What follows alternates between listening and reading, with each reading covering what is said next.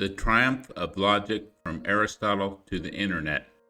This is the story of the amazing power and success of deductive logic from Aristotle to the Internet. Of course, this is just a quick survey.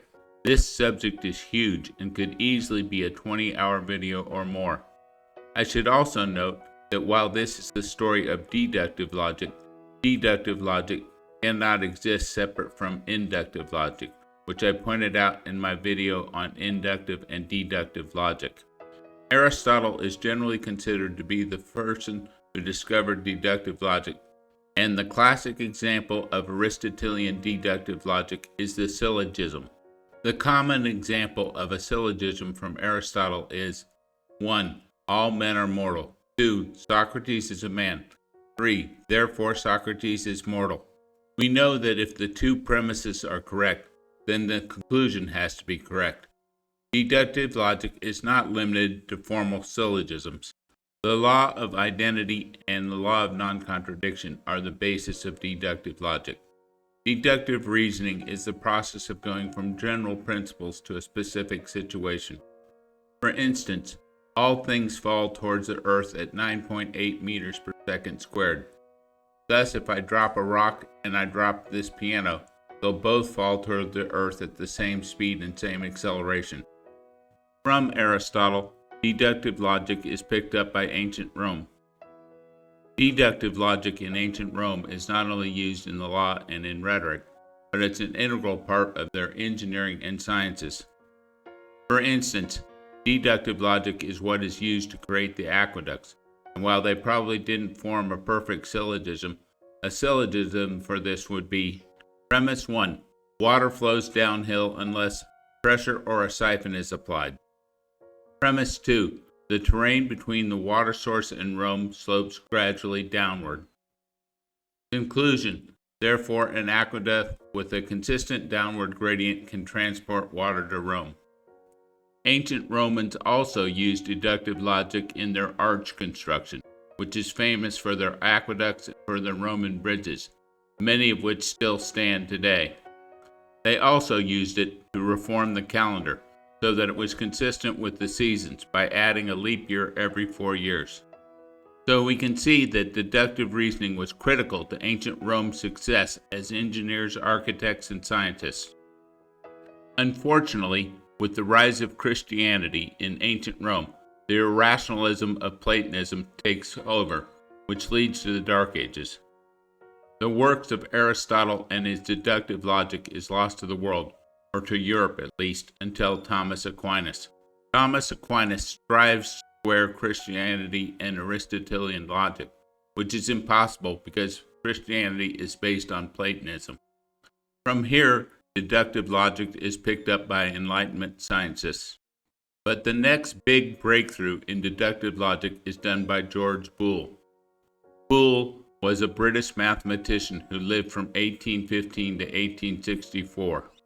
His definitive work on Boolean algebra was called An Investigation of the Laws of Thought.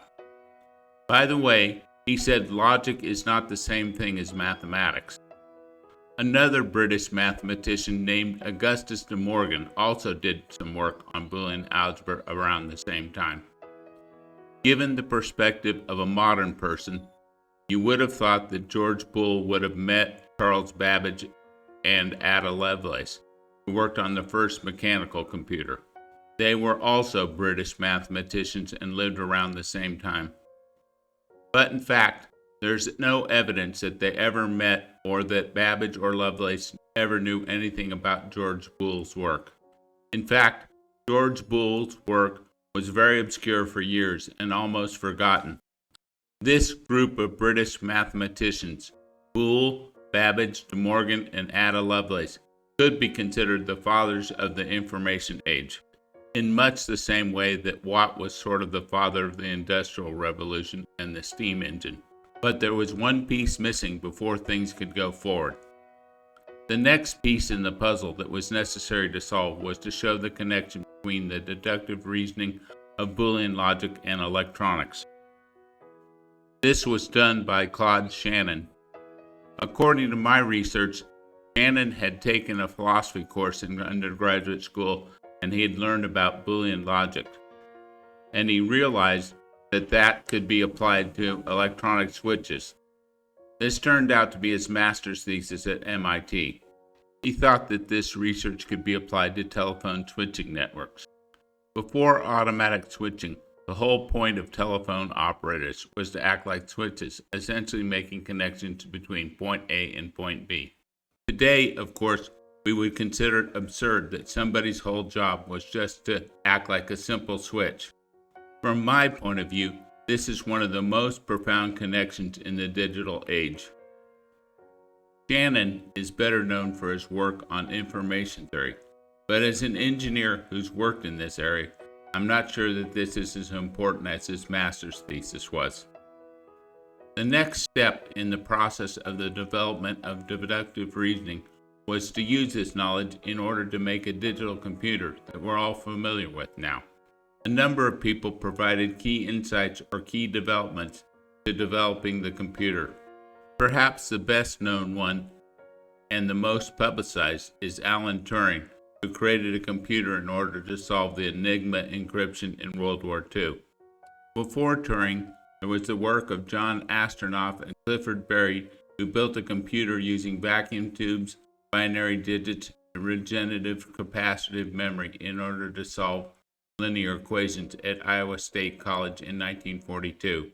I should also mention the inventors of the ENIAC, John Macaulay and Presper Escart, which is widely recognized as the first general-purpose electronic digital computer built at the University of Pennsylvania.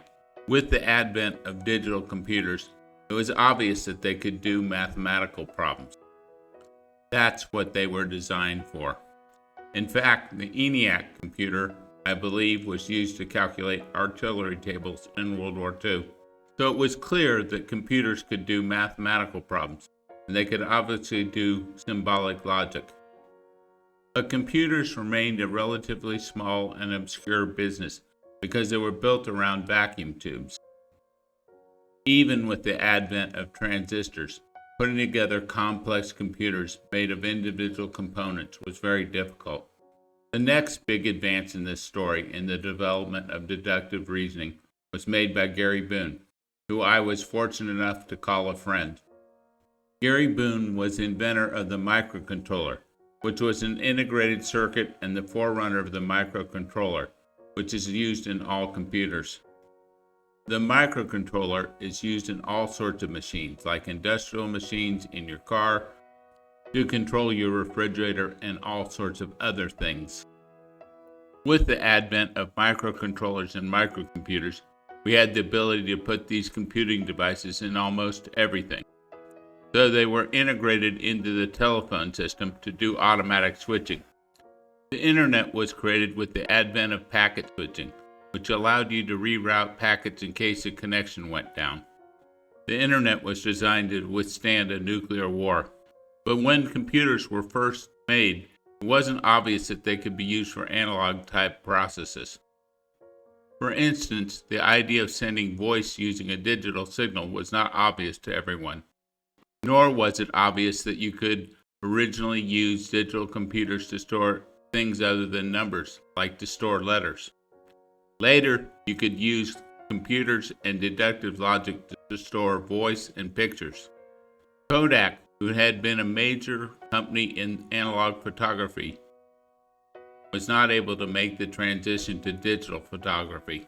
Once we were able to send text messages around via the internet, it wasn't obvious that we would send voice or anything that was normally analog. In fact, I had the good fortune of working with a couple of companies that were some of the first to work on voice over IP, one of which was doing this before voice over IP was even coined as a term. Now we're able to use digital logic and deductive reasoning in order to do fingerprint identification and facial recognition. We are able to do things with deductive logic and computers that we thought for sure were only the province of human beings, like the ability to do spell checking and grammar correction. The efficacy and applications of deductive logic from Aristotle to today is amazing.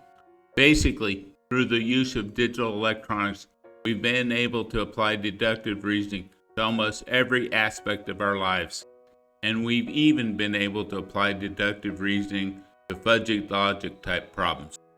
But despite the overwhelming empirical evidence of the efficacy and veracity of deductive logic, there are people out there who make cynical anti-reason statements like this one from Heinemann, that man is not a rational animal, he's a rationalizing animal. This is hardly the worst of the anti-reason people and advocates. Notice that all the anti-reason people align with anti-freedom ideologies, and that they push envy and hatred. In fact, through the climate environmentalist movement, it's clear that they hate human beings generally. But as this is a channel about Javier Milei, we should point out that Javier Milei is a fan of deductive reasoning. He loves to point to charts like this one, which shows the per capita income of people living in freedom and those living in oppression. His obvious conclusion using deduction is that those people living in freedom are wealthier. And this chart, which shows that countries that are freer have faster economic growth. Milei also points to this chart, which shows that people who live in freer countries have a longer life expectancy. Using deduction, his conclusion is that if you're for human success, happiness, and longevity, you should be a freer country. Thus, his goal is to make Argentina the freest country in the world. Long live freedom, damn it.